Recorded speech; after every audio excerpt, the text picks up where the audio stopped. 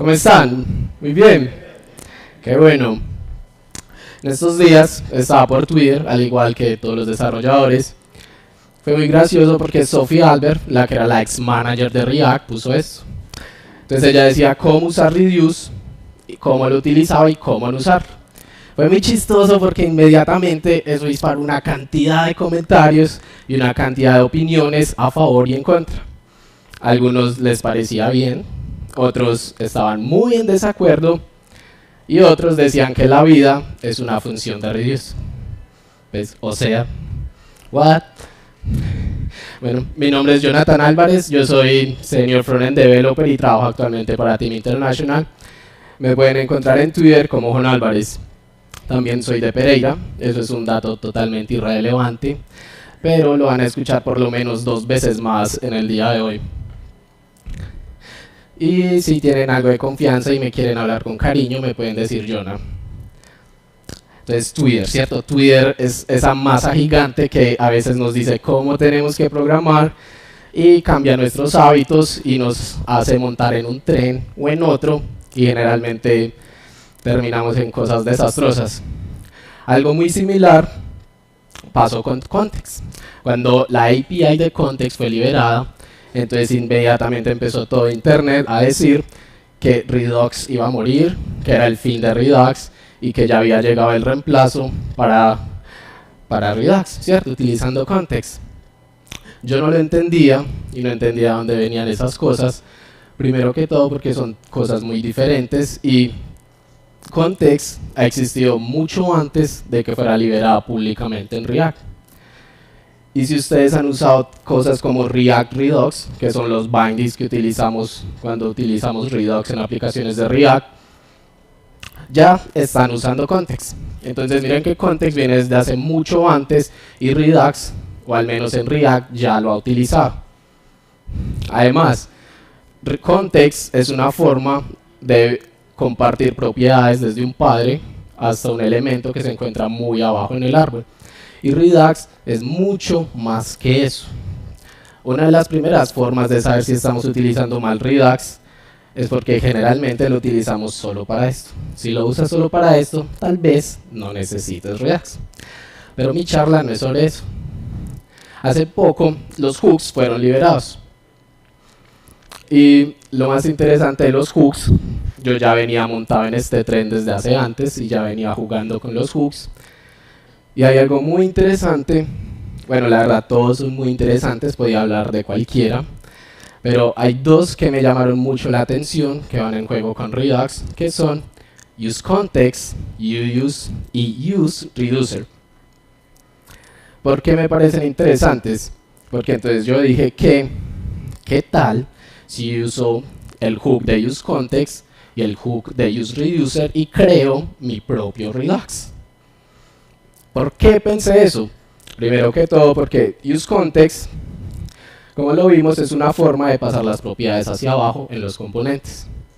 Si han usado Redux, es muy parecido a lo que hace la función de connect, ¿sí? En cualquier lugar, en cualquier elemento pueden usar connect y conectarlo y jalar propiedades y datos desde la store. Por otro lado tenemos al useReducer. Y el useReducer, que es algo que React no tenía de por sí, ahora con este hook lo va a tener, nos permite declarar un estado que nos permita describir cambios a través de objetos. Si han estudiado Redux, exactamente este es el núcleo de Redux.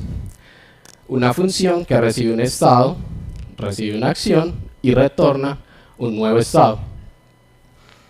Y además, useReducer también nos da dentro del código el dispatcher. El dispatcher es la función por medio del cual le enviamos las acciones. Si han usado Redux, esto no es nuevo para ustedes y esto pues, ya lo han usado. Entonces, teniendo esto en cuenta, yo quise empezar a jugar con los hooks, a conectarlos y crear una arquitectura muy similar a la que uno crea con Redux cuando trabaja en React. Y se ve más o menos así. Es una arquitectura muy plana, pero como ven hay cosas muy similares. Los actions, los contexts, los reducers y los stores. Es muy parecido a lo que hacemos con Redux. Entonces vamos a ver cada uno de estos ítems. Los actions, ¿sí? No hay nada nuevo, ¿sí? Simplemente es una función. Bueno, realmente es un objeto que tiene un tipo y tiene una información que la envío en el payload. Yo lo estoy usando como una función, que es lo que se conoce como los action creators de Redux. Esa es una forma mucho más resumida, pero es lo mismo de toda la vida. Los reductores es lo mismo. Para este ejemplo lo escribí como un switch, que es lo que más estamos acostumbrados de ver. Hay otras formas de hacerlo, pero es lo mismo, es una función que en base al tipo de la acción me devuelve otro estado. No hay nada diferente. El context, y entonces acá es donde vienen tal vez cosas nuevas para algunos. El context, este es el context de la API nueva. Bueno, es la API Context de React. Y miren que solo son 3 líneas y lo único que estoy haciendo es devolviendo un context con un objeto vacío. ¿Sí? Acá no hay nada nuevo, no hay nada extraño, pero ténganlo muy presente que vamos a tener un archivo context dentro de la store. Y ahora sí viene lo interesante, la store, ¿cierto? Entonces la store, ¿qué tenemos? Importamos React, importamos useReducer. Los hooks vienen como métodos dentro del objeto de React. Traemos los reducers que ya creamos, traemos el context que habíamos creado. Uy, se ve muy cortado, se ve cortado realmente. Entonces está bien. Entonces, ¿qué hace nuestra función store? Nuestra función store va a recibir un estado inicial y unos hijos. ¿Cuál es la idea del store? La idea del store es que nos va a englobar, es un wrapper, no sé cuál es la palabra en español, es un wrapper que nos va a contener a toda la aplicación. Entonces, como tal, ¿qué tiene que hacer el wrapper? Devolver el children. Ahora, ¿qué es lo que va a tener encima el wrapper? Y acá viene lo interesante. Los que no alcanzan a ver el código, lo siento mucho, pero en jonalvarez.com encuentran un artículo que escribí haciendo esto, y encuentran todo el código, encuentran también el artículo y las reflexiones sobre esto, porque pues no hay mucho tiempo, así que iré rápido. Vamos a usar el hook de useReducer. El hook de useReducer necesita 2 cosas para funcionar. Primero que todo, los reductores, ¿cierto? Y segundo, un estado inicial, que nos va a devolver el useReducer, y todos los hooks devuelven un array. En el array yo hago el patrón destructing, que se va a popularizar muchísimo gracias a los hooks. En la primera posición tengo el state, que me devuelve el useReducer, y en la segunda posición él me va a devolver la función dispatch. ¿Qué hago con eso? Entonces miren que acá empiezo a hacer uso del context. ¿Se acuerdan del context que habíamos creado? Entonces yo le digo que el wrapper de todos los children es un provider del context, y lo que me va a proveer ese context son el estado del useReducer y el dispatcher. Entonces, ¿qué estoy haciendo? Le estoy pasando a todos mis hijos a través de context el store, que es el estado del useReducer, y le estoy pasando también la función dispatch para que ellos puedan hacer cambios. ¿Cómo se ve? Si voy a mi aplicación, le puse app asumiendo que es el componente principal. Entonces, ¿qué va a envolver a todo lo de mi aplicación? La store. Me traigo la store, eso es un provider, y dentro le meto absolutamente todos los componentes que tiene mi aplicación. Si han utilizado de nuevo React Redux, si han utilizado React Router, van a ver que este patrón es muy similar. Es un provider que me envuelve todos los componentes como el primer paso. ¿Cuál es el segundo? Y ahora, ¿cómo empiezo a traer datos de la store? Entonces imaginemos que abajo en el árbol, en el DOM, en un lugar muy profundo, hay un componente. ¿Qué necesito para conectar ese componente? Necesito primero que todo el context, ¿sí? Miren que me estoy trayendo el archivito context que había creado, me lo traigo de donde sea que lo haya creado. Y acá utilizo el useContext, que es el otro hook de React para conectarme a un contexto. ¿qué le tengo que especificar a este hook? Lo que le tengo que decir es, hey, parce, tráeme los datos que tenga este contexto. ¿Cuál contexto? El que yo creé en la store. En este ejemplo yo estoy sacando un valor current. Current es cualquier valor que hay en la store, pues lo que sea que funcione su aplicación. En este caso yo le dije que era current. Current ya es una variable y no me queda más que usarla. ¿Sí? Facilísimo, es como usamos context y es súper chévere. Ahora, ¿cómo describo cambios a la store? Entonces acá, primero que todo me traigo las acciones, que ya las vimos, son las acciones de toda la vida. Y a través del context, recuerden que también le pasamos el dispatcher. Entonces de ese context me puedo sacar también el dispatch. Y ya lo que me resta por hacer es crear funciones que me despachen las acciones que tenemos. ¿Sí? Como lo ven, es muy similar a Redux, es muy parecido a lo que Redux hace. Y prácticamente alguien que venga de Redux va a ver esto muy parecido, por no decir que lo va a ver igual. Y funciona. ¿Sí? Funciona de maravilla, dejando de un lado el performance, que en este caso no me interesó y no hice pruebas de performance. Funciona.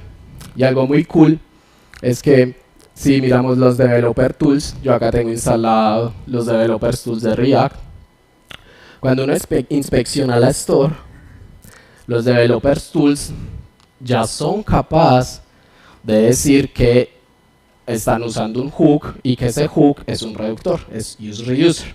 Y entonces como tal, los developer tools me dan información como cuál fue la última acción, me dan información como cuál es el estado, cuáles fueron las mutaciones y qué ha sucedido. Me da mucha información los developer tools. Aún para ser tan nuevos los hooks y más que todo el use-reusers, pues miren que tenemos información a la mano y si han usado los DevTools de Redux, saben que esta información es valiosísima al momento que queramos hacer un debugger. ¿Sí? Uno podría ir más allá y entonces generalmente uno podría llamar a este patrón o como le quieran llamar a eso, como useRedux. ¿Por qué use? Porque así se llaman todos los hooks por regla. Hay que ponerle a todos los hooks useRedux, ¿cierto? Pero realmente, ¿cuál es el propósito? ¿Sí? ¿Por qué hacemos este tipo de cosas o por qué las quise hacer? Primero porque quería jugar con hooks, ¿sí? Estaba desocupado y yo dije, ay, qué chévere hooks, montémonos al tren, vamos al tren del hype, pasemos. Pero tiene que ser mucho más que eso, ¿cierto? Entonces pues me di a la tarea de sacar qué es lo bueno y como qué es lo malo y compartirlo acá con ustedes. ¿Qué es chévere? Los hooks son amor. ¿Sí? Yo cuando los hooks salieron yo era muy escéptico sobre los hooks, principalmente porque los hooks no agregan ninguna funcionalidad nueva, a excepción de useReducer. Los hooks simplemente son otra forma de utilizar el ciclo de vida de React. Pero después de que lo empecé a usar, los hooks son algo con lo que uno empieza a amar y empieza a querer. En especial, porque si se dieron cuenta, no utilicé un solo high order component en mi código. No utilicé un solo render prop en mi código. No hay wrapper hell, ¿sí? El wrapper hell es tener como div o componentes encadenando componentes para poder compartir lógica. Lo que más me gustó de los hooks es que nos permite crear componentes planos. Si vieron los códigos, todos los componentes son muy pequeñitos, son funciones y en ningún momento estoy haciendo cosas complicadas ni cosas que se pueden ver complicadas como los high order components o los render props lo hacen ver. Y por lo mismo y por lo anterior, técnicamente los hooks ya no se convierten como en un sugar syntax, no se convierten como en algo que hacer más bonito a React. Los hooks sirven muchísimo y son muy útiles para extraer lógica. Yo toda esta lógica, toda la que creamos como useRedux, la puedo copiar y pegar y sale facilísimo. Si lo quisiéramos hacer sin hooks, tendríamos que crear un high order component o un render prop. Utilizar hooks técnicamente y en términos de arquitectura escalable nos va a dar mucha flexibilidad para extraer código. Por el otro lado, que no es tan bueno. Primero que todo, no hay Redux DevTools, ¿sí? Vamos a perder esa herramienta que es valiosísima. No hay Time Traveler, no hay Redux Middleware. Los que usaban Tunk, usan promesas o usan otra cantidad de cosas en el medio de Redux, pues por el momento no la hay. Y se pierde todo el ecosistema que tenemos de Redux. Ahí va con un asterisco porque yo estoy muy seguro que a la velocidad que avanza todo en React, dentro de muy poco haya competencia para eso, ¿sí? Dentro de muy poco tendremos las versiones similares que funcionen con hooks. Y, ¿cierto? Entonces todo suena muy chévere, todo suena muy bacano. Y para mi sorpresa, hasta el mismo Dan, nuestro Salvador Abramov, escribió que useReducer más useContext puede ser utilizado para una mejora de performance que estaban viendo. El patrón que utilizaron fue exactamente el mismo que yo usé, simplemente que solo pasaba en el dispatcher. Y según unas pruebas de ellos que estaban haciendo, pues ese patrón era mucho más óptimo que estar pasando callbacks hacia abajo a través de los hijos. Es muy interesante, ¿no? Y entonces eso le crea mucha ilusión a uno y entonces empieza uno a pensar qué va a pasar con Redux, ¿cierto? Y les quiero recordar que un gran poder viene con una gran responsabilidad, ¿sí? Yo hubiera querido estar en esa conferencia, la mejor. Y aunque ahora estemos escribiendo React, aunque ahora todo lo que hagamos sea React, les quiero recordar que en el mundo real estamos llenos de un ecosistema variado y diverso, que las aplicaciones que los clientes nos pagan a nosotros por mantener y por mejorar están llenas de otras tecnologías, Si utilizamos únicamente React y nos encerramos únicamente a lo que React nos da, nosotros nos estamos encargando de que en 6 años estemos cerrando las puertas para otras tecnologías. Y la única forma de que nosotros podemos mantener separadas nuestras aplicaciones, la parte del UI con la parte de los datos, que fue un paso gigante que logramos en la web con React, es que sigamos utilizando aplicaciones agnósticas al lenguaje que nos permitan conectar lo que sea que usemos, sin importar la librería y sin importar el framework que tenga la aplicación. Esto solo es posible con aplicaciones como Redux. Así que ante la pregunta inicial y ya para finalizar, si Redux va a morir por el hecho de los hooks, la respuesta es no. Redux va a seguir viviendo para las aplicaciones muy grandes y hooks, context y demás va a seguir siendo solo una opción para hacer soluciones muy pequeñitas a términos de componentes. A términos de aplicaciones, Redux espero que siga viviendo y que siga creciendo como lo ha hecho hasta ahora. Muchas gracias a todos.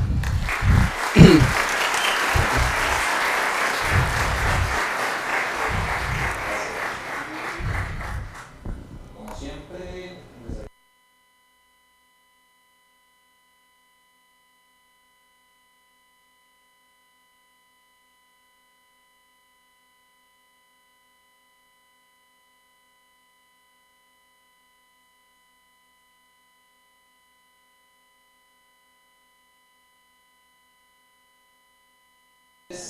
ingeniero de sistemas, lleva programando 127, aló, 127.001, 127.001, sí se oye. 5 años trabajando con frontend y tecnologías pues, de web y demás. Le gusta programar y jugar con los perros. A ver, sí, el proyecto en el que está lo ok. Una pregunta. ¿Ustedes saben cómo se dice en inglés hoja? La de papel. ¿Cómo se dice? Sheet. Sheet. Él aprendió a decir sheet de la manera difícil porque una vez estaba haciendo una ponencia en inglés con varias personas y en lugar de decir sheet dijo exacto. De ahí en adelante nunca se le olvidó. Jamás. Oscar nos va a hablar de, bueno, React para Para los que somos vanilla JavaScript, ¿qué es al final? ¿Qué tiene React adentro de las tripas? Pero vamos a ver entonces, con la ayuda de Oscar, que nos dice, mi gran amigo, lo dejo por aquí. Buenas noches.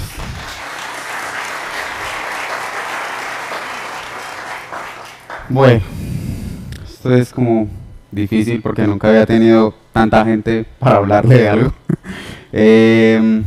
Bueno, mucho gusto, yo soy Oscar Granada, tengo 31 años, soy de Bogotá, pero hice mi pregrado en Ingeniería de Sistemas en Pereira también. Tengo 5 años ya usando JavaScript entre backend y frontend, 3 años solamente haciendo web UI o frontend development y los últimos 3 meses he usado React. Para tener en cuenta, esta sesión pues habla mucho de React, pero no, o sea, de cómo se hacen ciertas cosas de React, pero no quiere decir que vayan y hagan su propia versión de React. Ese no es el objetivo, es que entiendan qué es lo que hace internamente, porque probablemente ustedes en algún momento puedan generar soluciones creativas que realmente los saquen de un embrollo, ¿sí? Y la segunda es que esto es una charla para principiantes en React, pero de nivel intermedio para la gente de JavaScript. Entonces, hay ciertos concepticos que no van a ser tan triviales para algunas personas. ¿Listo? Bien, entonces empecemos por la parte difícil. JavaScript es un lenguaje de muy alto nivel que es interpretado y que sirve, o sea, más bien está basado en la especificación de ECMAScript, que ha tenido varias iteraciones y que en los últimos 3 años pues ha crecido increíblemente, ha mejorado mucho. Es débilmente tipado, pero dinámicamente tipado.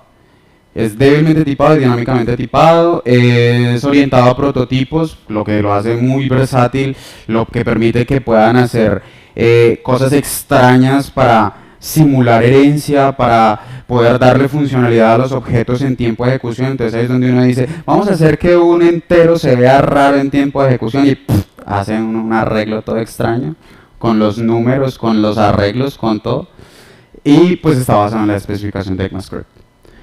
Y ahora, ¿qué es React? React es una librería para hacer aplicaciones web eficientes, declarativas, flexibles y que tiene muchas ventajas porque ya nos permite empezar a construir todo de una forma más reusable, ¿sí? Y entonces empezamos a mirar muchos de esos detalles. Por ejemplo, ¿qué significa que sea declarativo? Entonces, pues la cuestión con los paradigmas de programación es que mucha gente todavía se confunde cuando empieza a hablar de declarativo, imperativo. Declarativo es que ustedes se preocupan acerca de el qué y no el cómo. Y la idea es que... ¿Sonido? ¿Dañé algo? ¿Todo bien? La cuestión acá es que usar una herramienta como JSX, en este caso, nos permite empezar a abstraer toda esa parte del cómo y empezar a utilizar las cosas simplemente esperando el resultado esperado. O sea, pues, esperando algo ya definido, ¿sí? Lo siento, estoy nervioso. Y entonces empezamos a ver cosas de este tipo. Yo tengo una cosa que se llama suma, que recibe un constructor, unos valores, y a partir de una clásica función reduce de JavaScript, vamos a hacer una suma de múltiples valores. Pero miren que en la parte de abajo, pues esa suma, lo que está haciendo es usar JSX para entregar un valor. Y ahí vamos a obtener un 6.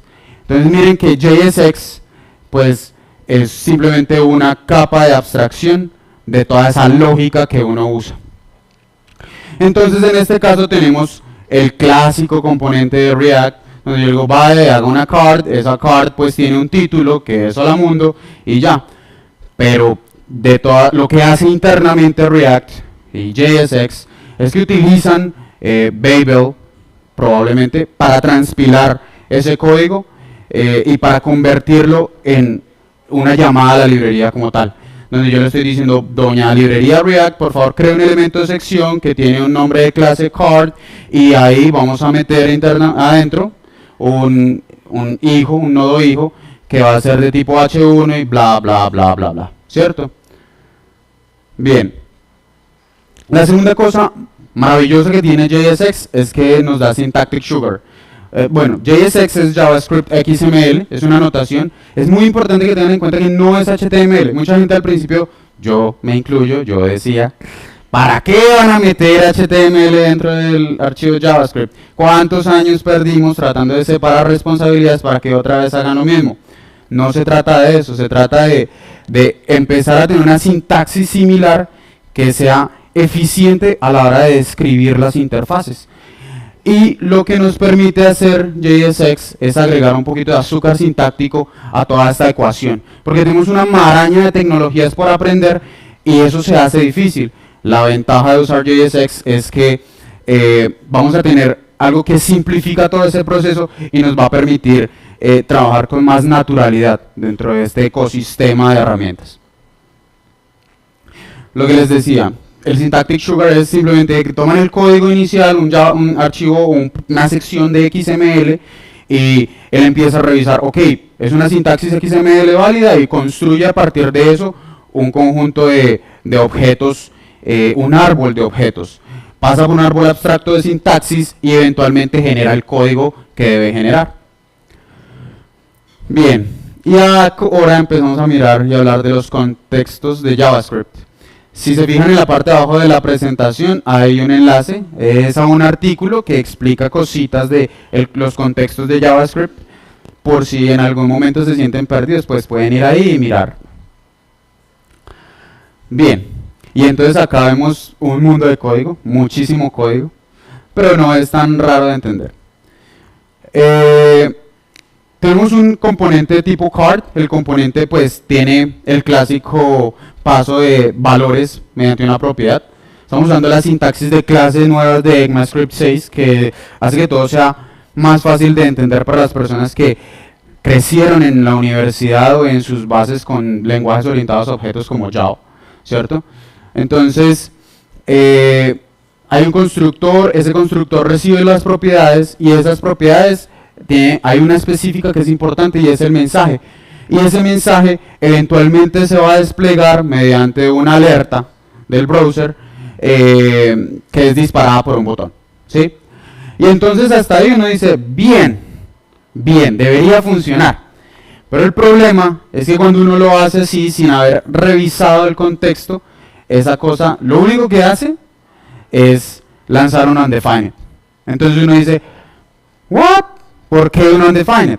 ¿Por qué si se supone que es una clase y que la clase debería jalar los valores directamente de la propiedad message del objeto, de la instancia del objeto? Entonces todo se empieza a poner turbio, y es de las primeras cosas que yo dije, no me gusta mucho de React. Y es, no, yo hice la grabación, yo soy JavaScript developer, apenas estoy aprendiendo de React, ¿sí? Y no me gusta mucho esto, ¿por qué? Porque usar un bind extra es raro, de hecho en muchos casos parece innecesario. Entonces me puse a leer, a investigar qué había pasado, y llegué a mirar esto. Y es que nosotros tenemos un objeto, y dentro de ese objeto hay una propiedad hi, que dice hi, y un método sample que hace un console log this.hi. Entonces, cuando yo llamo directamente, bueno, primero se crea la instancia del objeto, ¿cierto? O sea, como el objeto. Cuando yo llamo a ese objeto, a ese método sample del objeto, él me dice hi. Y está bien, porque es el comportamiento que se esperaba. Pero, cuando nosotros creamos una variable auxiliar donde ponemos una referencia a ese método o a esa función sample, y uno la ejecuta, me da undefined. ¿Y eso por qué pasa? Eso pasa porque los contextos de las funciones de JavaScript se calculan en tiempo de ejecución, justo cuando se va a llamar la función. Entonces, si ustedes se fijan en la pila de ejecución, miren que cuando aparece el método sayHello, él está, bueno, en algún lugar del CodePen, pero su lugar de origen o el elemento que lo está llamando en la pila es algo de una parte de la librería React, que probablemente tenga un contexto window. Y esa es la razón por la cual un alert this.message va a decir undefined, porque en ese contexto la variable message no existe. Entonces ahí es que se pone turbia la cosa y ahí es donde uno tiene que empezar a mirar, bueno, ¿cómo lo arreglo? Y el cómo lo arreglo nos lleva a las dos soluciones. La clásica del bind, donde uno dice, sí, vamos a decir que this.sayHello es el mismo this.sayHello.bind this. Entonces uno dice, no lo sé, Rick, parece falso, eso es extraño, eso es horrible. Y entonces empezamos a mirar cosas más interesantes, como usar una arrow function. Entonces el arrow function es una herramienta que nos brinda ECMAScript 6 para poder hacer funciones más cortas, más rápidas, más bonitas, pero que aparte de eso tiene un ajuste del contexto, y es que él no crea un contexto propio, sino que utiliza el contexto padre. Y entonces ahí les recomiendo que miren tal vez este enlace, es6features.org, numeral lexical this. Y es importante porque ahí van a poder ver las tres diferentes maneras en que el transpilador, Babel probablemente, convierte una arrow function en una función de las viejitas de JavaScript. Una de ellas es que internamente utiliza el mismo bind y hace un ajuste. Las otras son utilizando call y apply. Entonces eso hace, call, apply y utilizando la clásica self. Bar self es igual a this y pa. Pero eso nos da una idea de, bueno, ¿qué hace realmente? ¿Cuál es la desventaja de sayHello con respecto a, de usar una arrow function con un bind? El arrow function puede ser más lento, depende del tipo de implementación que use. ¿Qué pasa? Que, pues, ustedes saben que los closures toman tal vez más tiempo en ir y buscar en el contexto padre, entonces eso puede hacerlo más lento, pero igual va a ser una muy buena solución que va a hacer que la sintaxis de nuestros componentes siga pristina, hermosa, impecable. Listo. Ahora, el spread operator. JavaScript tiene muchas cosas. Una de esas nuevas es el operador se me olvidó la palabra en español. El spread operator. Y el spread operator lo que hace es que si yo tengo una colección de datos, él la parte y la reparte para poder utilizarla como si viniesen los datos de manera independiente dentro de todo ese paquete. Entonces uno dice, bueno, pero ¿cómo funciona ese component donde yo pongo las llaves, pongo un spread operator y embuto las propiedades y hace algo? Entonces lo que hace es que, de nuevo, volvemos a JSX. Ese JSX es un react.create, hace un create element de React, donde está el componente, y con el mismo spread operator yo creo un objeto nuevo donde voy a meter esos datos y voy a poder sobrecargar ciertos valores. ¿Sí? Entonces sigue siendo la misma carreta de JSX. Listo. Ahora, Styled Components. Esto no viene dentro del core de React, pero es muy usado y me pareció cool incluirlo. Los Styled Components están basados en Tagged Templates. Es un feature muy interesante de JavaScript. Y nos permite poder poner componentes o crear componentes partiendo de muchas cosas de su aspecto. Entonces, si ustedes ven ahí un componente donde tengo un border radius, display, bla, bla, bla, bla, bla, creo que es un card también, me encantan las cards, lo siento. Y entonces uno dice, bueno, pero ¿qué es toda esa vaina que tiene adentro? Eso es que yo tengo una función, esa función recibe un parámetro inicial que es el conjunto de cadenas de mi template inicial, pero las parte. ¿Cuándo las parte? Cada vez que encuentro una variable, ¿cierto? Un pedazo de esos donde yo puedo evaluar código de JavaScript, entonces él parte. Entonces, por ejemplo, si yo partiese esta cadena, pues vendría todas las primeras 5 líneas de estilos hasta donde empieza el theme color. Entonces ahí parte. Después va punto y coma, color, 2 puntos, espacio, y la siguiente otra vez, variable, bla, bla, bla. Entonces yo dije, bueno, vamos a hacer una prueba. ¿Qué tal si yo solamente le digo, vaya y escriba eso? Entonces él empieza y me muestra que si yo tengo un MyStyled, hola mundo, adjetivo, React, bla, bla, bla, me dice hola mundo, coma, React y unas cadenas vacías. Y Sweet, World y 5. La otra cosa es importante que tengan en cuenta, creo que hice mal una cosita acá, pero bueno. Y es, la variable math es una operación matemática. Si yo hubiese puesto esa operación matemática directamente dentro de la cadena, igual la hubiese evaluado y cuando llega a la función del target template, ya va a estar resuelta. Entonces ya la puedo usar como un valor, entonces yo no me preocupo por lógicas, cosas raras, solamente me preocupo por usar los datos relevantes dentro de esa cadena.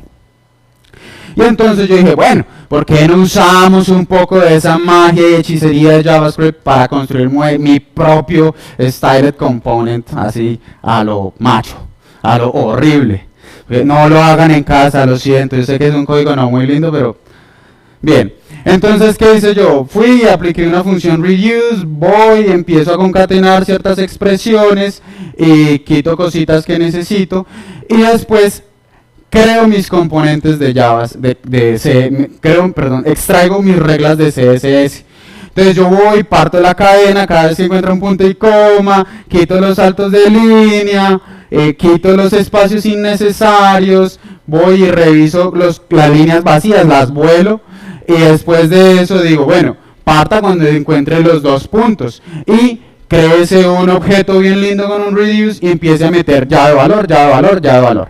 Y vaya y créese un elemento de React, que puede ser un div, que puede ser lo que sea, porque ustedes dentro de styled components tienen styled component.button y sacan un botón. Entonces lo que hace eso es que llama un botón y ponen una variable style donde meten el objeto mágico. ¿Cierto? Entonces, ¿qué sigue siendo eso? JavaScript. Más cosas de JavaScript. Iteraciones de JavaScript con map, con reduce, con filter, con todas las magias de programación funcional que nos hemos visto, con todas las cosas de programación orientada a prototipos de JavaScript. Entonces sigue siendo más de lo mismo, pero bonito empaquetado. ¿Cierto? Y ya, entonces yo digo, bueno, vamos a crear un styled component y ese styled component que usa mi superfunción myStyled crea este hi y ya. Entonces no es nada raro, simplemente es más de lo mismo. Lo que pasa es que tenemos que ahorrarnos tiempo para poder hacer cosas más interesantes y más ricas. ¿Listo? Bien, entonces, conclusiones. Creo que me afané mucho, changos. La primera es que React es una librería escrita basada en todas las tecnologías de JavaScript, en todas las cosas nuevas y maravillosas que tiene JavaScript. Entonces, de una u otra forma, más bien, inevitablemente, aprender JavaScript es la mejor forma que ustedes tienen para aprender React, ¿cierto? Les va a dar muchas ventajas, van a poder hacer código más óptimo. Van a poder hacer un poco de cosas, ¿cierto? La segunda es que JSX es una herramienta diseñada para simplificar la escritura de código. No es para torturar al mundo, no es para que digan, es que es otra vez HTML dentro de JavaScript. No, nada de eso. Recuerden que es un lenguaje diferente. Y recuerden que igual si ustedes quieren pueden escribirlo a mano, pues no se torturen. Si usted es de esos puristas que dice HTML no puede ir dentro de JavaScript, escriban los componentes a mano y ya, son felices. JSX no es HTML, es Syntactic Sugar y cositas que facilitan la vida, entonces si quieren lo usan, si quieren no. React es una librería, no un framework, es muy importante. Hay algo que estaba pensando yo y es que probablemente es más fácil poner a bailar ballet a un taekwondista, a alguien que practica taekwondo, que poder hacer una estructura de proyecto reusable, suficientemente reusable, con React. Y sí, hay proyectos base, Create React application más o menos anda para POCs, pero eso de la estructura definitiva, eso no existe por ahora. ¿Por qué es? Porque React es una librería que te da la libertad para escoger cómo vas a trabajar, pero como dice el tío Ben, te detesto, Jonathan, me robaste la referencia.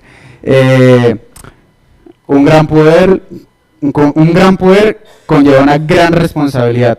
Eso significa que ustedes tienen que entender cómo funciona JavaScript, cuál es la forma en que funciona un bundler, por ejemplo Webpack, cómo funciona Babel, cómo funcionan todas estas tecnologías inherentes a React para poder crear una mejor estructura para su proyecto, para que eventualmente cuando les digan es que necesitamos meter esta cosita nueva, no los hagan sufrir tanto.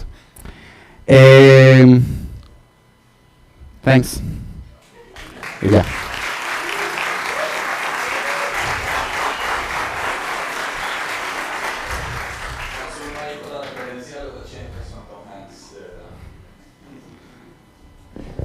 Ok.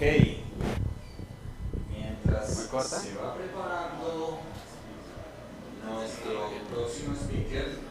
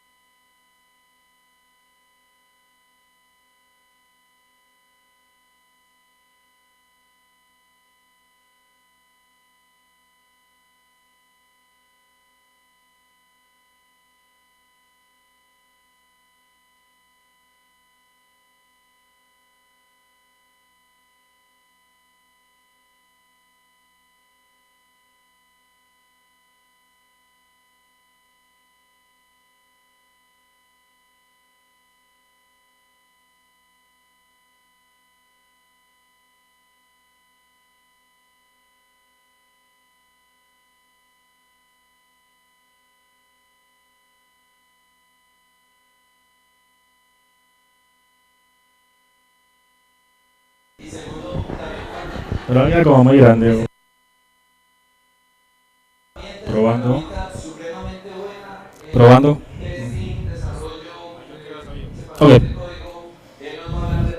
¿Y cómo es esto? Hermano, el auditorio es suyo. No te lo uso para el recuerdo. Buenas.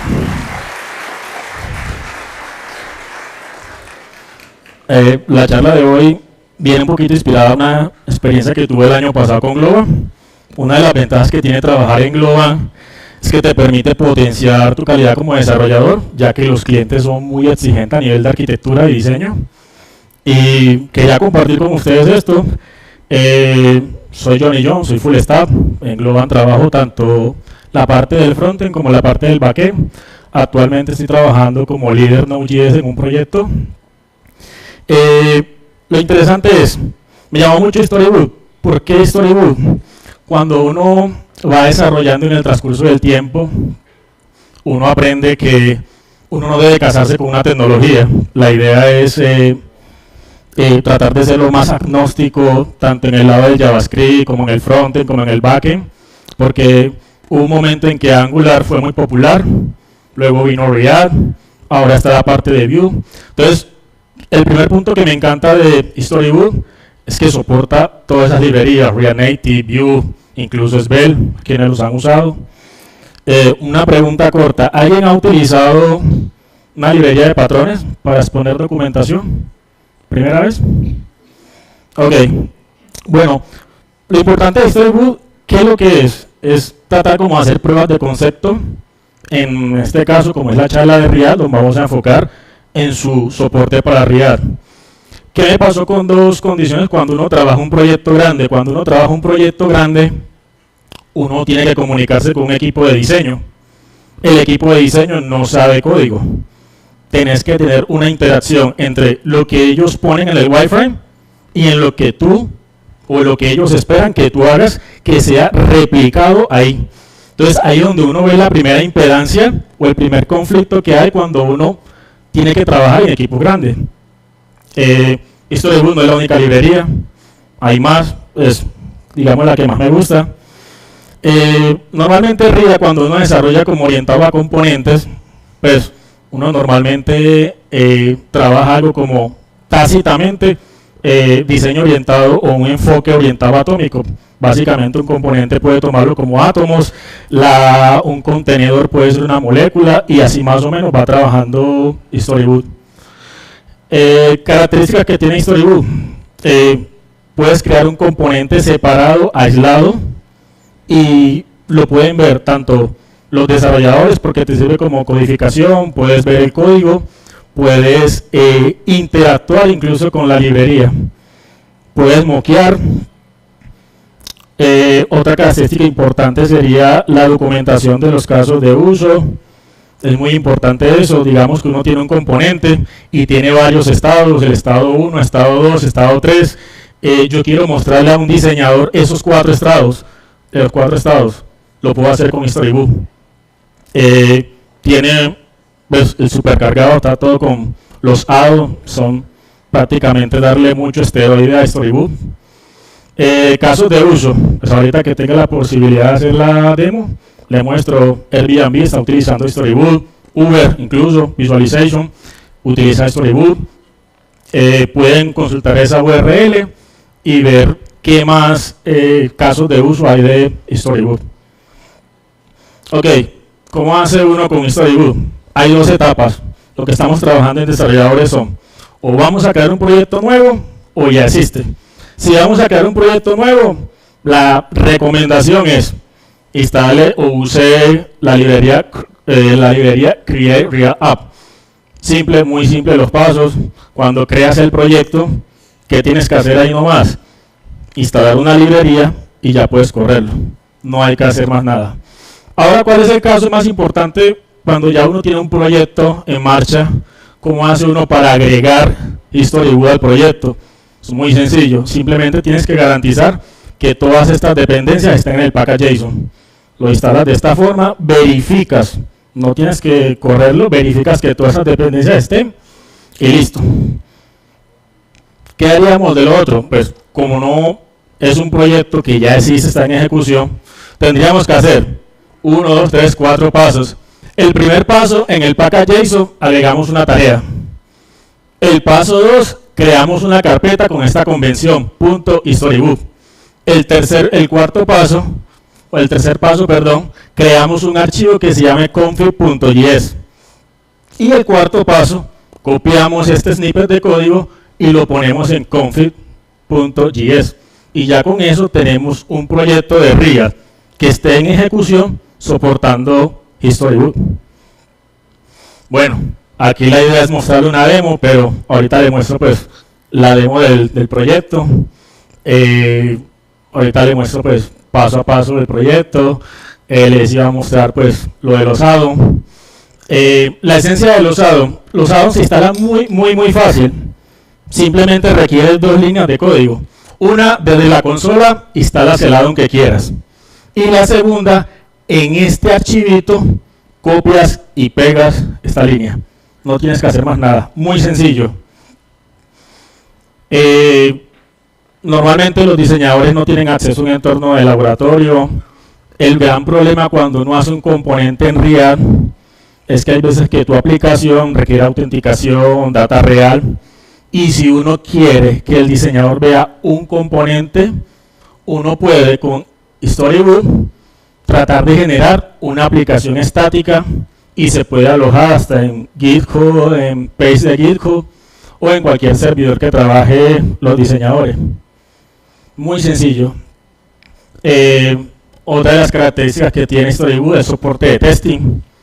Puedes tener un testing de 2 tipos, que es con Yes, que tiene el soporte de Yes, y otro que es una feature interesante, que son los snapshot. Snapshot es, imagínense que yo tengo un componente A, y yo modifiqué ese componente, corrí los tests, y a ese componente en la parte de abajo, o donde uno quiera, le cambié una línea de código. Al yo correr el StoryShop con Puppet, él va y visualmente me muestra los cambios. Te dicen, vea, este es el viejo, este es el nuevo, y este es el cambio, yo lo muestra resaltadito. Muy poderoso. Convenciones. Todas las convenciones vienen en este archivito. Este archivito es muy corto, tiene si mucho 10 líneas, 20 líneas, y es lo que te define las convenciones. Aquí están las URLs recomendadas, el proyecto que hice, casos de uso, cómo empezar, y ya les voy a mostrar un poquito el código porque pienso que sin código no me entiende esto.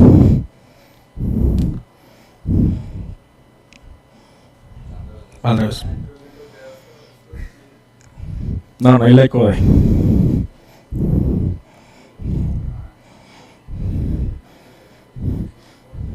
Okay.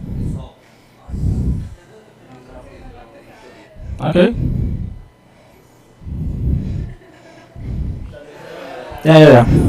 Bueno, yo dividí este proyecto para no hacer la code y traté de crear unos tags, paso 1, paso 2, paso 3, paso 4, paso 5. La idea es evitar, digamos,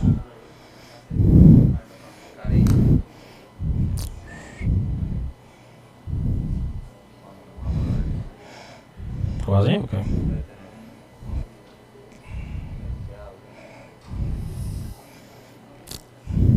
Ya, quieto. Ok, este es un proyecto base usando...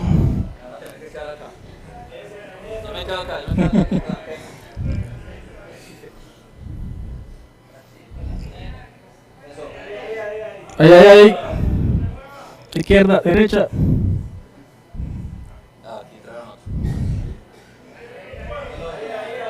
¿Será? No. Consigo otra vez. ¿A quiénes les gustan los Mac aquí?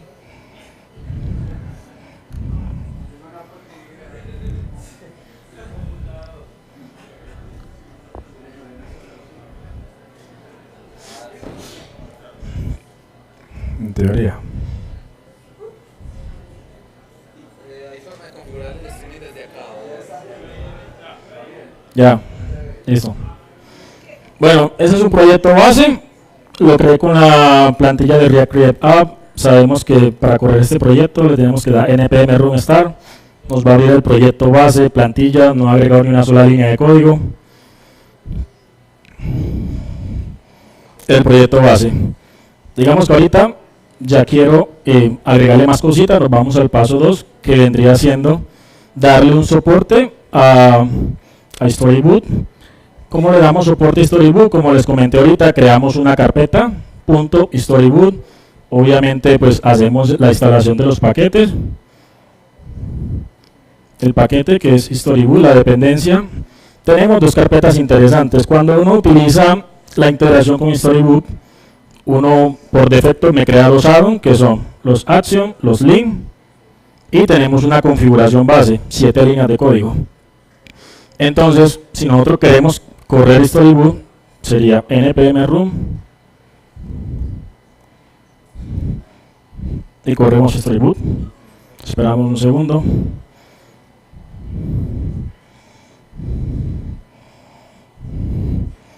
Esto es Storyboot. Esta es la interfaz de Storyboot.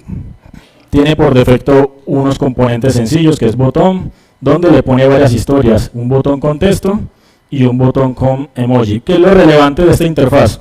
Con esta interfaz, digamos que yo puedo exponer un componente con diferentes, digamos, propiedades, estados, donde le diga, bueno, yo quiero ver cómo se vería este componente con texto, quiero ver cómo se vería este componente con emoji. ¿Qué más podemos hacer acá? Podemos hacer... ¿Sí? ¿Qué más podemos hacer acá? Podemos hacerle un zoom aquí interno y ya uno diría, bueno, pues todo está muy bonito y todo, pero quiero más. Vamos al paso 3. Lo que uno normalmente haría sería en el paso 3, que vamos es a crear un componente. Aquí lo podemos ver, en este de acá. Volvemos a correr Storyboot. Volvemos a correr. Volvemos a correr acá. Ok. Vámonos al paso 4, que es el paso 3, es un paso de configuración. Vámonos al... donde aquí es interesante la parte de que por defecto tiene una carpeta que se llama historias y dentro de esas historias yo defino las historias que quiero definir. ¿Por qué esto es bueno? Porque si el proyecto ya existe, yo puedo acoplarle esto sin necesidad de modificar el componente ni alterarlo. Entonces, estos son los por defecto que hemos visto ahorita, el botón, y le agregamos 2 historias. Ahora, ¿qué pasa? Yo quiero que este proyecto tenga más historias. Entonces, lo primerito que haríamos sería irnos al proyecto. En la plantilla de React, ¿qué componente hice? Un componente muy sencillo que es un tab. Un tab donde muestra el contenido, sencillo, maneja sus detalles, lógica. Y lo mismo, en la historia, ¿qué tendríamos que hacer? Si ponemos acá, agregamos el componente que le queremos hacer la historia. Al agregarle la historia, le decimos, venga, yo quiero una historia de este tab, donde ¿qué va a hacer? Yo voy a crear 2 historias, quiero ver cómo se ve un tab con 2 tabs, y queremos que cómo se ve uno con 3 tabs. Aquí pego el código, esto es JSX, no hay nada nuevo. Lo mismo acá con el ejemplo, y veamos cómo se ve con Storybook. Lo refrescamos, vemos que tenemos una pestañita acá, donde vemos la tabla con 2 y con 3, y podemos interactuar acá. Esto normalmente lo exportamos y el equipo de diseño u otro desarrollador puede ver esto. Ahora dice, bueno, Johnny, pues hasta aquí está bien, bonito, pero siento que no me convence. Vamos a darle ahora esteroides a esto. ¿Cómo se le dan esteroides a Storybook? Con add-ons. Entonces vamos para el último paso. Coloqué para este proyecto, que sería el paso 5. Todo este proyecto está publicado en GitHub. Entonces, que si les comento ahorita, solo habían 2 actions por default. Yo agregué el de notas, el de interacción, que es Canops, el otro que es Viewport, y el otro que es Ellen, que es A11Y, que tiene que ver con internacionalización. Y ya las mismas historias, simplemente, si podemos ver acá, tenemos las mismas historias, uno con el de 2 tab, otro el de 3 tab, pero aquí viene algo relevante. Para el de 2 tab, tengo una etiqueta test. Esta etiqueta test es lo que me le da dinamismo al componente con base a un add-on. Ya se los muestro ahorita. Y también tengo acá unos decoradores que simplemente para soportar dinamismo agrego esta línea, para soportar internacionalización agrego esta línea. Veamos que me generó el Storybook. Aquí, por ejemplo, podemos ver 1, 2, 3 tab, pero veamos acá.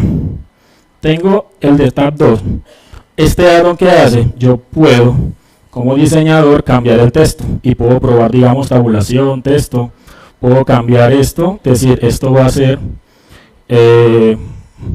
React Week 2019 y verifiquemos si la información está acá. Entonces, con esto podemos verificar los estados, cómo se comporta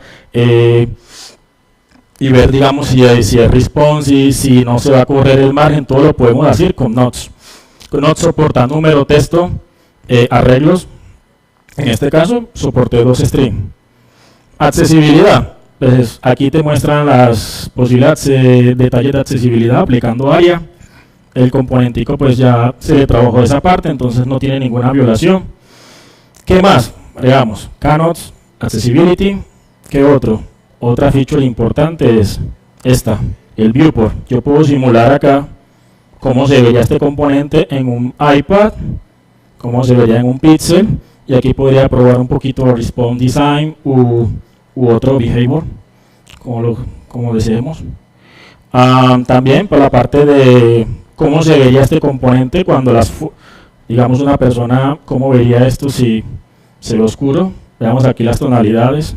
Entonces es muy importante cuando uno trabaja con clientes que piden que la accesibilidad sea mínimo nivel 2. Cuando te piden mínimo nivel 2 tienes que tener en cuenta los colores, las tonalidades, porque un detalle es hacer un componente que funcione, pero otro es que te soporte accessibility. Eso es requerido por los bancos, es obligatorio. Entonces digamos que esta herramienta te ayuda bastante. Entonces esto es lo que Storybook lo puedes exportar y Listo, eso es todo.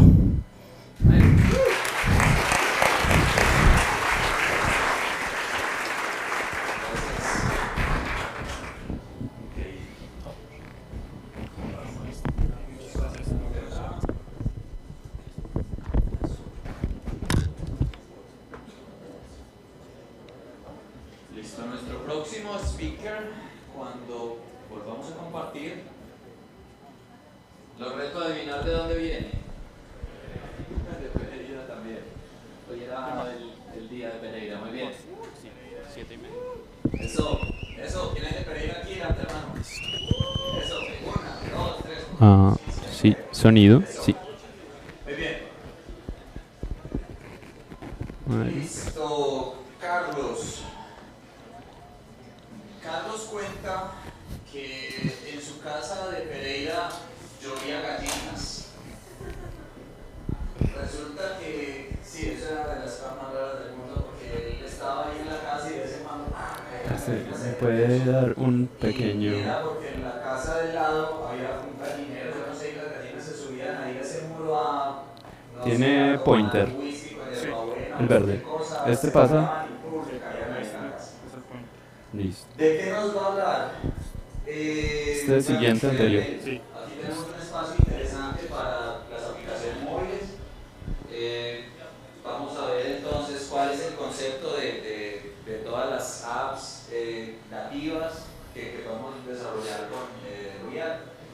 Y bueno, no me lo voy a spoilear tampoco en la charla, tiene muchas cosas por decir, entonces llevarlo con un aplauso.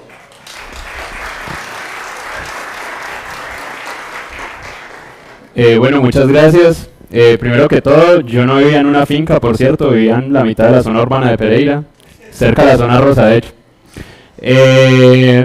Yo les quiero hablar de React Native y quiero que las personas que de pronto han utilizado React antes salgan con una buena idea de lo fácil que puede ser para ustedes desarrollar aplicaciones para móvil utilizando esta herramienta, ¿cierto?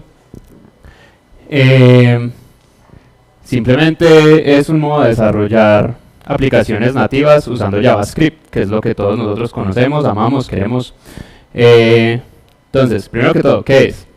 Un framework que nos permite desarrollar aplicaciones nativas usando JavaScript. ¿Cuáles son las características principales de todo este cuento? Nosotros no vamos a tener acceso ni a HTML ni a CSS. Entonces, pues primero que todo, eso es una parte del desarrollo web que todos lo tenemos como en nuestro corazón, ya sea porque lo amemos o porque lo odiemos, pero lo llevamos en nuestro corazón. Y digamos que va a ser un poquito diferente trabajar con esto, ¿cierto? Pero tenemos acceso a JavaScript, que es lo que más deberíamos querer todos los que estamos aquí, ¿cierto? No depende de un WebView, eso es muy importante porque significa una ventaja de desempeño enorme comparado con otros frameworks. Entonces, ventajas, primero que todo, performance, ¿cierto? Como vamos a hablar con interfaces que realmente son componentes nativos de iOS o de Android, no vamos a tener problemas de performance tan grandes como otros frameworks que son Cordova, Ionic, que necesitan de un WebView y CSS y HTML y un montón de cosas para renderizar sus componentes, ¿cierto? Podemos utilizar la modularidad que nos provee React al crear componentes que se pueden reutilizar en distintos lugares. Podemos desarrollar incluso componentes nativos, sea hechos en Java, Swift, que después se van a meter en nuestro proyecto de React Native, ¿cierto? Esto también es importante porque a veces hay APIs que están muy ocultas o que no se dejan tratar fácilmente, entonces necesitamos componentes custom, ¿cierto? Para los que son fans de Redux, como yo, también tienen acceso a él y van a poder manejar todo el estado de su aplicación desde ahí. Entonces, aquí estas imágenes me las robé de TopTal. Tenemos como un overview de lo que es una aplicación hecha con una arquitectura híbrida tradicional. ¿Qué me refiero con tradicional? Los primeros frameworks que salieron precisamente requerían de todo el stack. Necesitan un HTML, CSS y JavaScript, un headless browser, que es básicamente lo que conocemos como un WebView, Y luego teníamos interfaces de plugins en JavaScript. ¿Qué hacían estas interfaces de plugins? Pues proveernos acceso a las APIs de los móviles, ¿cierto? Si yo quiero utilizar la cámara, si yo quiero utilizar el GPS, bueno, cualquier tipo de funcionalidad que necesitáramos, ¿cierto? Esto está muy bien porque nos permite utilizar el stack que toda la vida hemos usado, ¿cierto?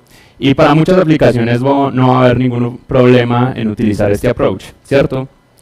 Pero pues había una forma diferente de hacerlo, como usemos solo JavaScript, ¿cierto?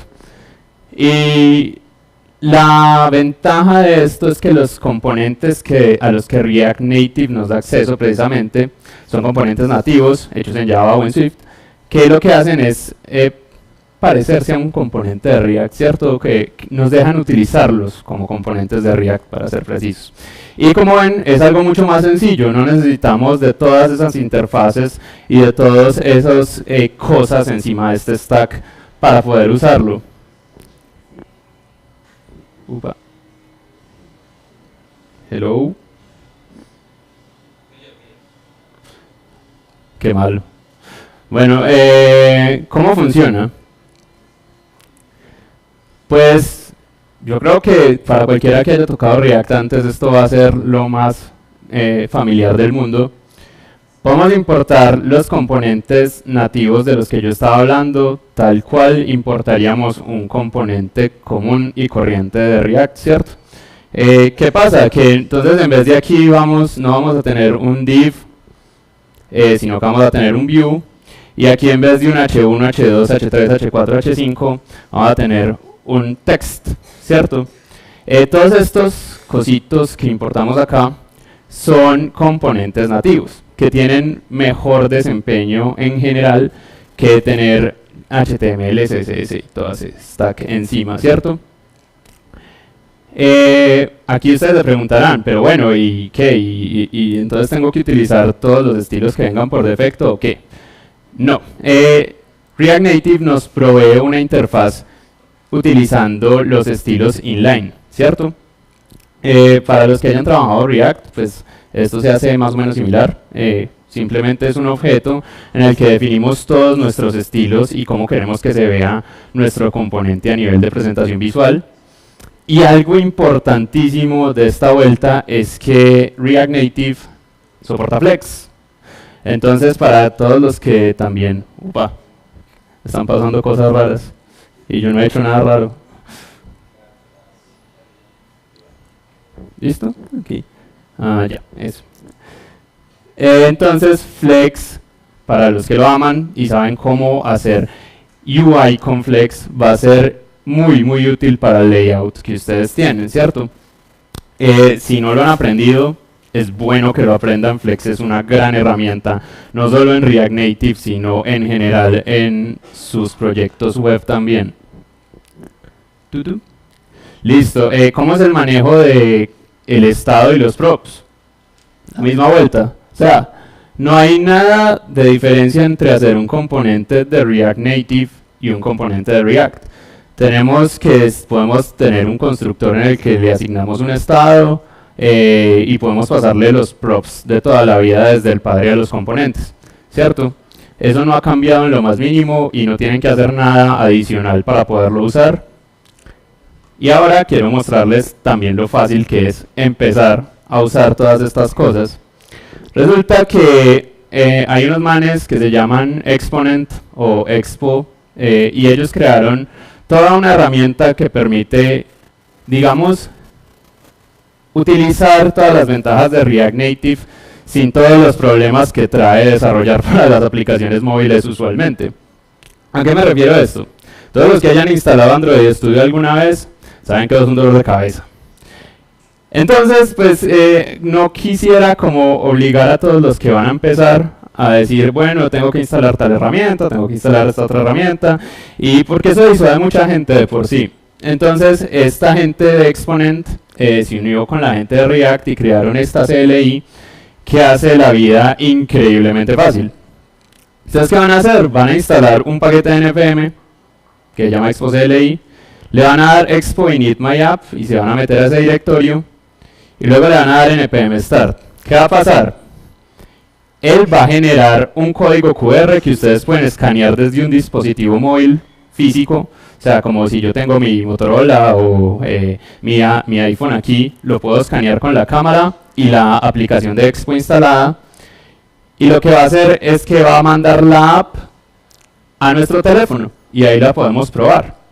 Esto es increíblemente útil pues porque no tenemos que instalar un emulador ni nada por el estilo, sino que podemos utilizarlo directamente en el dispositivo que tengamos a la mano, ¿cierto? Nota para los de iOS, ya no pueden escanear el código de barras porque Apple es Apple y no autorizó que Expo tuviera esa funcionalidad para el siguiente release de la app. Sorry. Preguntas frecuentes de toda esta vuelta es: ¿puedo usar Redux? Sí. ¿Es lo mismo? Sí. No sé si tengo otra pregunta ahí, pero es exactamente lo mismo. ¿Cómo navegar? Esto es un poquito más interesante porque hay un paquete específico para React Native que les permite crear diferentes pantallas entre las que ustedes puedan navegar precisamente. Ese paquete se llama React Navigator. Es muy fácil de instalar y es muy fácil de usar. Aquí les puse un pequeño ejemplo. Esto es un Stack Navigator. Ojo que este tipo de navegadores, dependiendo de lo que ustedes necesiten, es lo que van a utilizar. Porque, por ejemplo, el Stack Navigator lo que hace es stackear pantallas una encima de la otra. ¿A qué me refiero? Él va a coger y estoy en el home. Y del home puse un stack hacia, no sé, users, ¿cierto? Entonces él va a poner la pantalla de users en una pila encima de la otra pantalla, ¿cierto? Entonces si no tienen cuidado con esto, pueden terminar con un montón de problemas para devolverse a la pantalla que querían, o bueno, lo que sea, ¿cierto?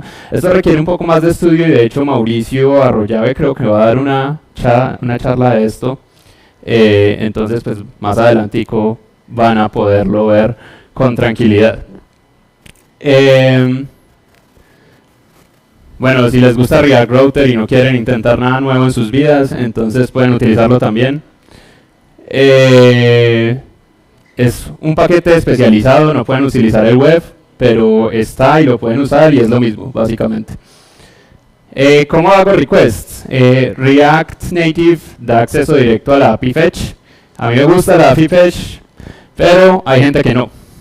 Entonces, para los que no les gusta la API Fetch, pues tenemos que podemos usar cualquier librería que queramos que utilice basada en XZ. Bueno, no, en esa vaina, ¿sí? Entonces, no va a haber problemas si quieren usar librerías como SuperAgent, Axios, bueno, todas esas otras cosas cool. En general, ¿puedo usar otras librerías? La respuesta es, en general, sí, mientras solo dependan de JavaScript, ¿cierto? Como dije al principio de la charla, no tenemos acceso ni a CSS ni a HTML, entonces pues el DOM no existe en este mundo, ¿cierto? O sea que si van a utilizar una librería que necesite acceso al DOM, pues no va a funcionar. Por ejemplo, un ejemplo importante de una librería que no necesite el DOM y que sea muy popular es Moment, ¿cierto? Moment lo utilizamos mucho para manejo de fechas y todas esas cosas, y podría ser importante en nuestro proyecto. Entonces básicamente sí, mientras no tenga acceso al DOM va a poder utilizar la librería tranquilamente. Y aquí es donde las cosas se ponen un poco más escabrosas, ¿cierto? Resulta que para llevarlo a un APK o a un IPA tenemos que salir de ese mundo hermoso que nos provee la Expo CLI. ¿Qué pasa? Que compilar ya todo esto a código nativo requiere más herramientas, ¿cierto? A código nativo que se pueda llevar a una Apple Store o a una Play Store, ¿cierto? Hay una opción que es seguir con Expo y esto significa que van a tener acceso a todas las APIs que Expo ofrece, que son muchas y que les van a facilitar mucho la vida a la hora de acceder a la cámara, el GPS, un montón de cosas. Pero eso requiere que primero tengan una cuenta en Expo y segundo se bajen su SDK. No es un proceso complicado, pero pues no a todo el mundo le va a gustar crear una cuenta, todas esas vueltas.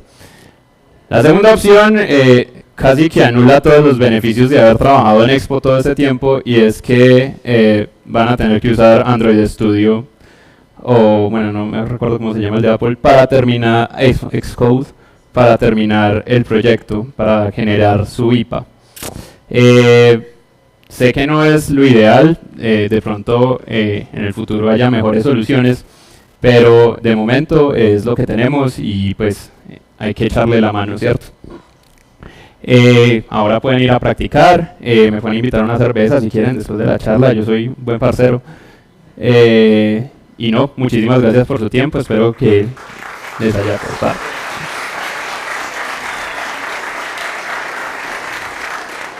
Entonces a los speakers para que se paren aquí al frente, les vamos a disparar las preguntas que tengamos al respecto de todos los temas. Vamos para Johnny. Yo voy a estar por acá con este micrófono. A ver qué me necesiten, entonces llama y yo voy hacia allá. En una comparación con un viejito, no llego rojo. Los que hagan preguntas difíciles no les toca repetir. De hecho, no les va a tocar a todos, pero bueno.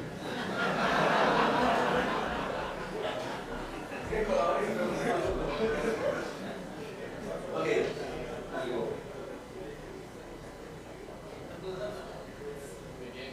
Calma. Entonces yo tengo una. Por acá cuando empezaste a hablar de Expo, yo vi algunas caras así pronunciadas como, ay, no vas a hablar de Expo. ¿Qué opciones hay entonces para trabajar con React Native sin Expo?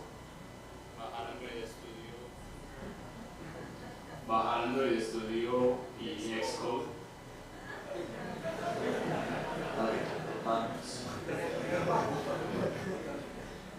Tener un MacBook y que se le vayan las presentaciones. Sí. Bueno, tenemos una antes de abrir desde el streaming y es, si React Hooks no resucitó a Linux y Linux no está muerto, ¿cuál es el futuro de los State Management? Para mí el State Management va a seguir siendo el mismo. R2 va a ser utilizado para aplicaciones muy grandes. Si sienten que están modificando muchos archivos para hacer un cambio, si sienten que R2 no les basta, porque seguramente lo están usando más. Porque R2 es para aplicaciones muy grandes y muy complejas. Entonces los State Management van a seguir siendo lo mismo. Context, hooks, ellos no nacieron para hacer un reemplazo de los State Management. Simplemente son una forma y una herramienta para permitir mejorar la arquitectura dentro de los componentes. Gracias, ahora sí. ¿Quién tiene preguntas? Por allá. Vamos a hacer 3 preguntas más aparte de estas 2 y cerramos.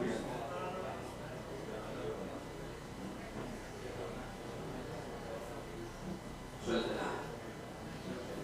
Buenas noches. La pregunta que yo quiero hacer es, ¿uno puede crear una aplicación en React y paralelamente de alguna manera ir renderizando para que salga en React Native o que ya va como para móvil? No.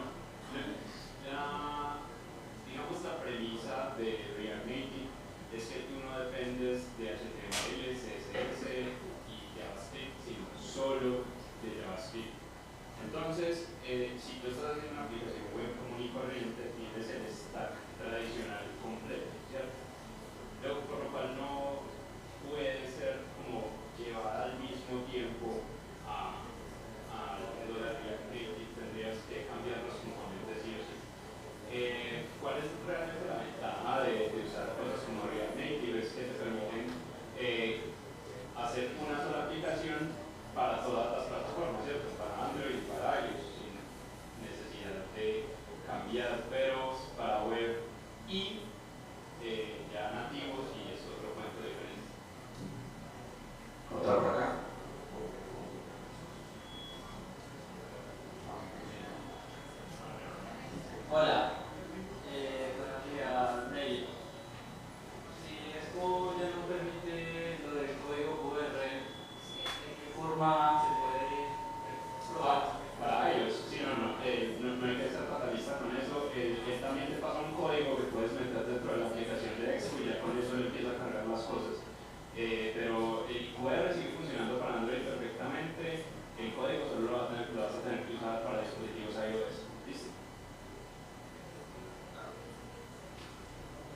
Hola, para el storybook, no me quedó claro la parte cuando mencionaste algo de los niveles. Niveles. Accesibilidad. Cuando uno desarrolla la web, normalmente tiene que tener en cuenta que las personas que trabajan, bueno, trabajan, no, que consumen los navegadores, a veces puede que tengan un caso, la parte visual, digamos, con la interacción del navegador, puede ser, digamos, por la voz o por ciertos dispositivos que no son normalmente el teclado y el mouse. Entonces, hay un tema, todo en HTML, que es un tema de accesibilidad. Y digamos que hay un estándar como la W3C para HTML, pero hay un estándar para lo que es accesibilidad. Y normalmente está ELA, AA y AAA. Casi siempre, pues normalmente el que recomiendan y es usable es el AA. A nivel teórico, deberíamos teóricamente implementar el AAA, pero sobre el papel es bonito, pero en la implementación prácticamente desarrollarse de la falla.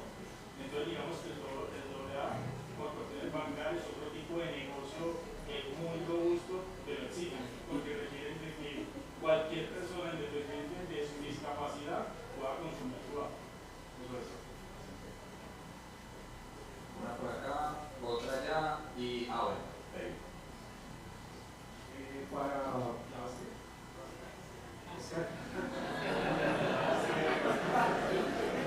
quisiera preguntarte, digamos que pues JavaScript es algo que es muy extenso y tiene bastante de digamos que el tema de implementación de frameworks y eso, ¿tú recomiendas, qué recomiendas, en qué temas recomiendas profundizar para poder tener como poder, ahí, ¿sí me entiendes?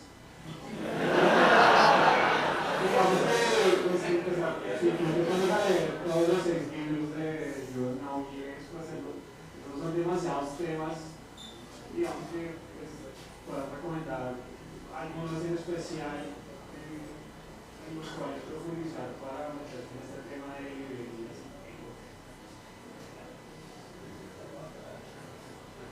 Bueno.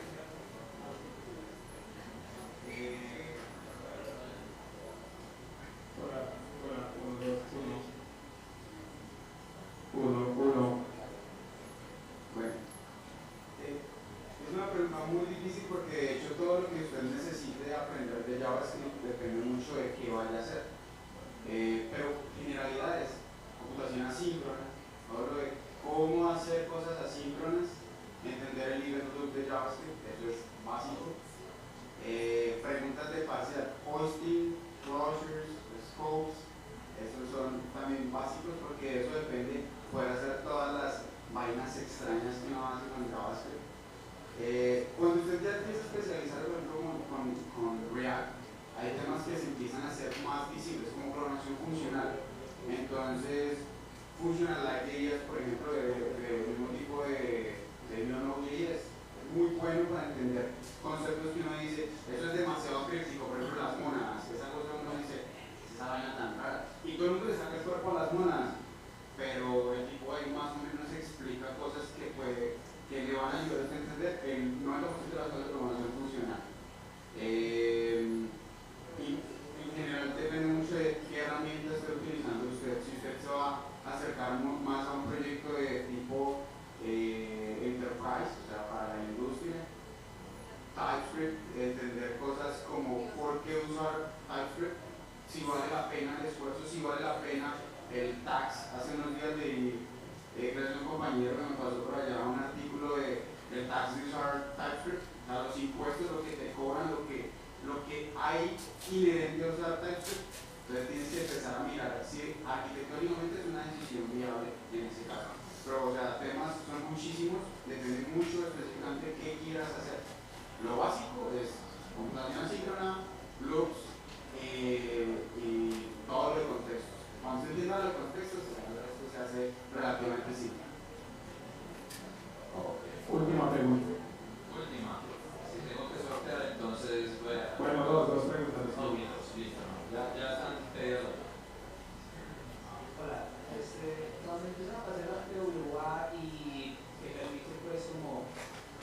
más o menos instalar la aplicación común en los dispositivos y le mete la caché a través de Service Worker para que no necesite cargar todos los códigos, sino que prácticamente es como tener una aplicación instalada.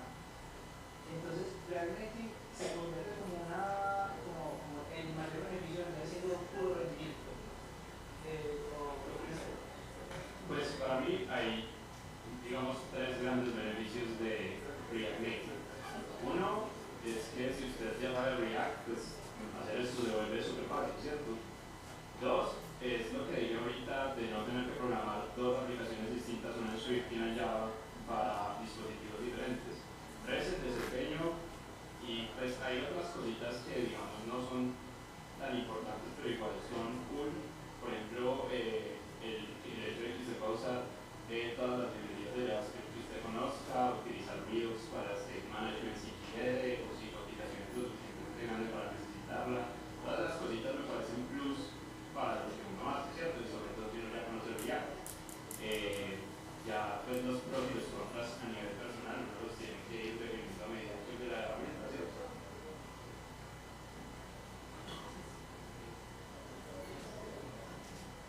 Bueno, esta es la misma para mí. Tú decías que para generar el APK, antes tendría que utilizar Full Expo, que es una propia despeja, ¿sí? De pronto lo has montado en una aplicación de Native, en flujos de integración financiera contigo, y allí como sería la generación del APK, si se ven los plugins de Expo, ¿cómo sería? La verdad no tengo ni idea porque nunca lo he hecho.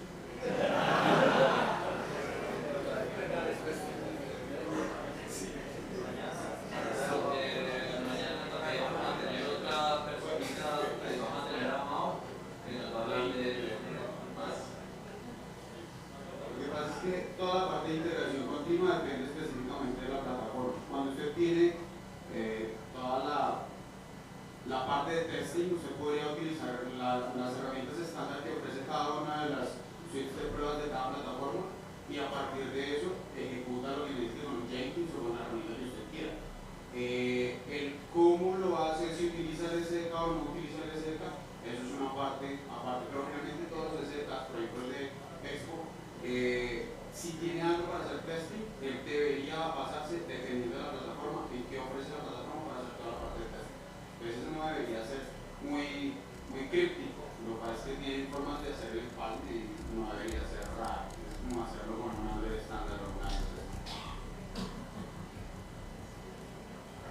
Muchas gracias por su pregunta. Vamos a seguir. Un aplauso para el speaker.